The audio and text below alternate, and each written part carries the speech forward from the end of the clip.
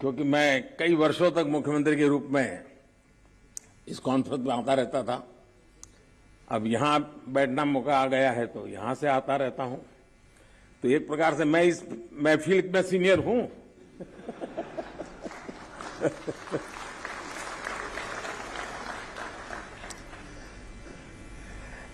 साथियों, इस विषय में जब मैं बात कर रहा था तो मैं मानता हूं कि इन सारे कामों में मानवीय संवेदनाएं जुड़ी हुई है। मानवीय संवेदनाओं को भी हमें केंद्र में रखना ही होगा। आज देश में करीब 3.5 लाख प्रिजनर्स ऐसे हैं जो अंडर ट्रायल है और जेल में है।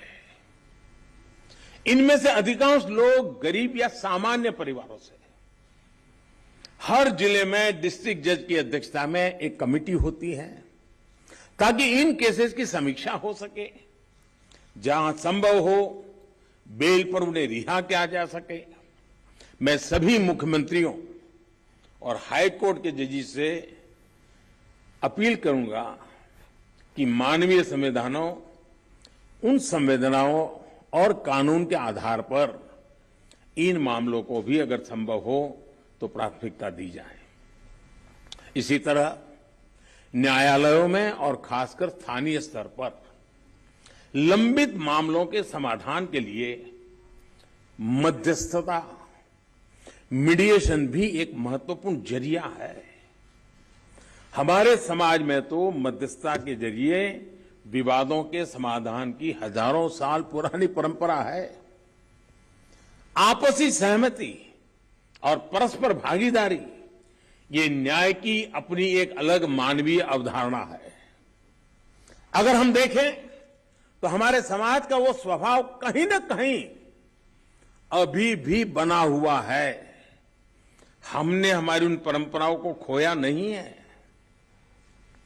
हमें इस लोकतांत्रिक व्यवस्था को मजबूत बनाने की जरूरत है।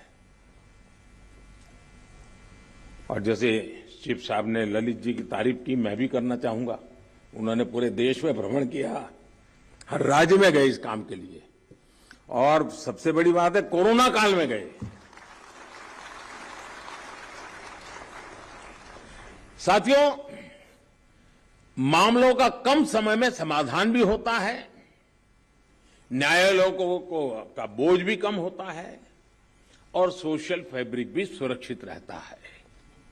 हमने इसी सोच के साथ संसद में मीडिएशन बिल को भी एक अम्ब्रेला लेजिस्लेशन के रूप में भी पेश किया है। अपनी रीच लीगल एक्सपर्टाइज के साथ हम मीडिएशन से सॉल्यूशन की विधा में ग्लोबल लीडर बन सकते हैं। हम पूरी दुनिया के सामने एक मॉडल पेश कर सकते हैं। मुझे पूरा भरोसा है कि प्राचीन मानवीय मूल्यों और आधुनिक अप्रोच के साथ इस कॉन्फ्रेंस में ऐसे सभी विषयों पर आप सब विद्वज्जन विस्तार से चर्चा करके, मंथन करके उस अमृत को लाओगे जो शायद आने वाली पीढ़ियों तक काम आएगा। इस कॉन्फ्रेंस में जो नए आइडियाज निकलेंगे, जो नए निष्कर्ष निकलेंगे, वो नए भारत की आकांक्षाओं को पूरा करने का माध्यम बनेंगे। इसी विश्वास के साथ मैं फिर एक बार आप सबके मार्गदर्शन के लिए मैं आपका आभारी हूं और मैं सरकार की तरफ से ये विश्वास दिलाता हूं कि देश के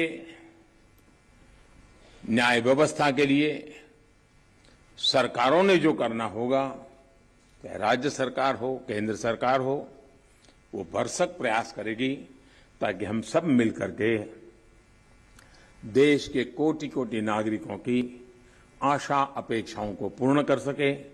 और 2047 में देश जब आजादी के 100 साल मनाए, तब हम न्याय के क्षेत्र में भी और अधिक गौरव के साथ, और अधिक सम्मान के साथ, और अधिक संतोष के साथ आगे बढ़े। यही मेरी बहुत बहुत शुभकामना है। बहुत बहुत धन्यवाद।